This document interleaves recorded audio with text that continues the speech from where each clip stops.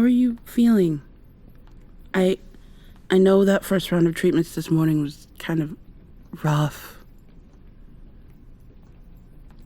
I understand. I really, really do. I remember my treatments always had me ready to get home just in time to curl up with a great big blanket and sleep the rest of the day away.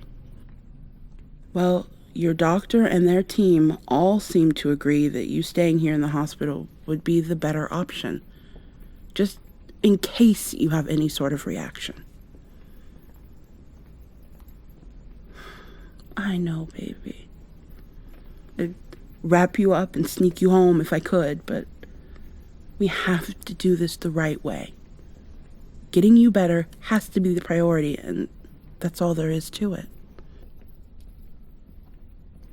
Are you all right? Do we need to stop walking for a bit? I can call a nurse. Okay. How about we head back to your room? Let you get settled in before it's time for another round of poking and prodding. Here, I can help. Look, I know you hate this, but you can't take it out on me, love. I know you're angry and scared, but we have to stay a team. It's the only way we get through all of this, okay? And right on time, as if cued by the universe, it's your mother. Hey! Yeah, let me step out of the room, just 1 second. I'm gonna head into the hallway and catch her up right quick. I think that eerily quiet nurse you love so much is heading in to get you hooked up. Oh, hey, Emma. Yeah, I'm gonna step into the hallway. Yes, I'm here for your treatment. We just now are getting the second half of today's dose started.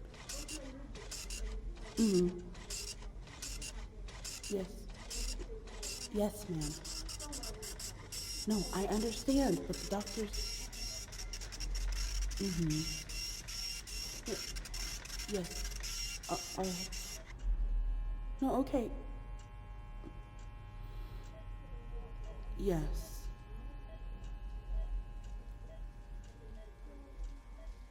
Well, good morning to you, too. By the time I got back from updating your mom, you were already all set up and passed out. I went ahead and turned off your HGTV marathon. Figured they could take a break from house flipping while you got some much-needed rest. Oh, yeah, I was gonna work on my book a bit while you were sleeping, but I can always do that later. Yes, I remember my promise.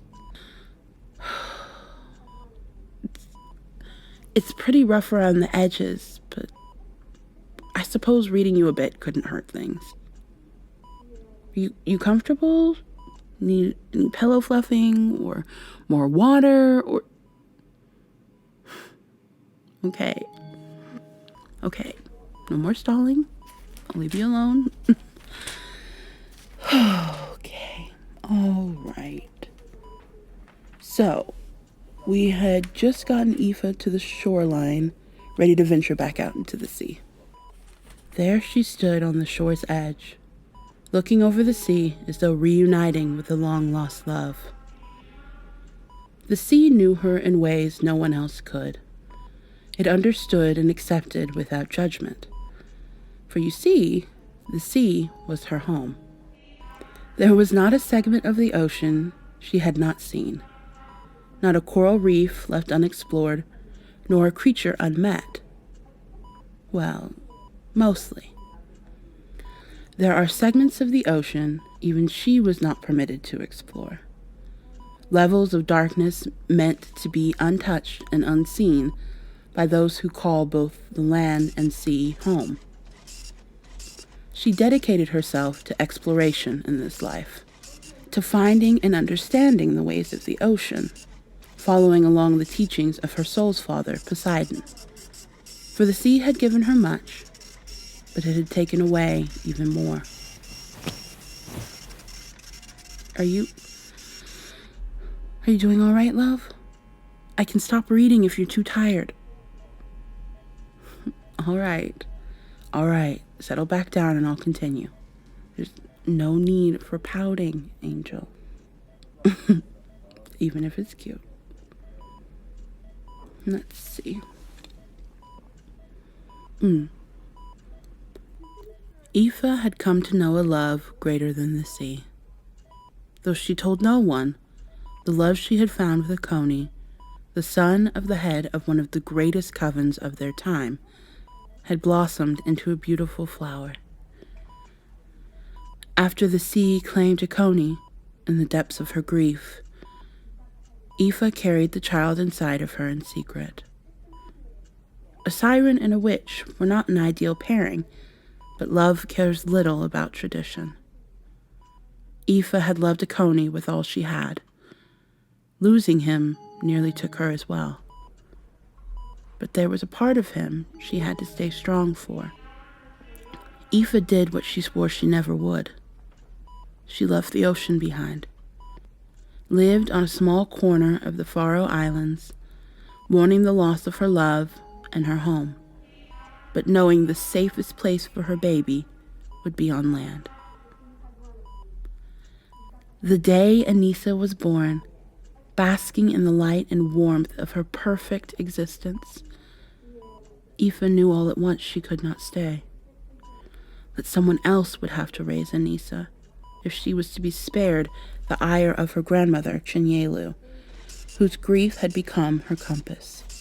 Aoife would leave her baby with a local fisherman and his wife, who had lost a child to the sea not long before Aoife's arrival on the island. The humans would raise Anissa without contact or connection, and for the first bit of her life, Aoife watched from afar, longing to hold her child, to feel the only piece of Coney she had left beside her. And so after years living beside the ocean, it was time for Aoife to go, to leave behind the one she had come to love most, in search of what had molded her into the core of who she was. Aoife hoped going back could offer her a way forward, that there could come a time when she could reunite with her daughter, telling her of the two clans that came together to create her, of the love and brilliance that was her father, Coney. There have been many a name and lore attached to these women of the sea. Some have called them mermaids, others selkies, and still others sirens. They have told many tales passed down from generation to generation, and we all know how the game of telephone goes. At a certain point, things become muddled. Details combined or misheard become the core of what we know, and so we have a bit of untangling to do. In this world, for our purposes, Anissa is a mixture of traits and abilities, both of land and of sea, having been born to what we would call a mermaid, not suspecting her in truth to be a siren.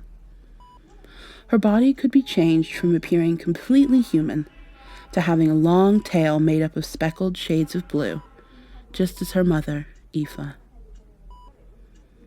For you see, the most famous of the sirens looked nothing like our Aoife. The sirens you've heard tell of were actually originally human companions of Persephone.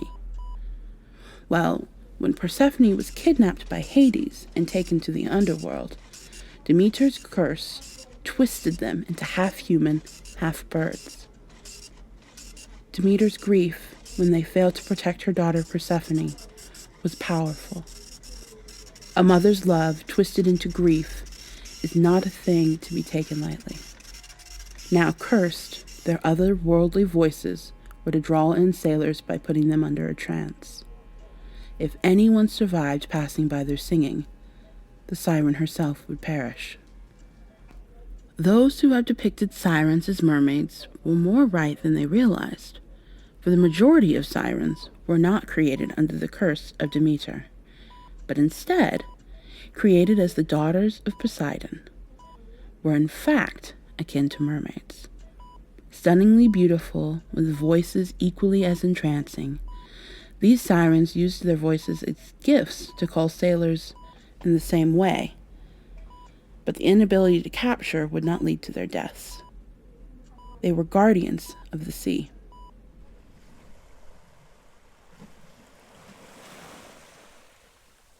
Eva, you know better than to swim so close to the ships. Your curiosity is going to get us killed. I'm sure it's fine, Ainsley. Don't you trust me?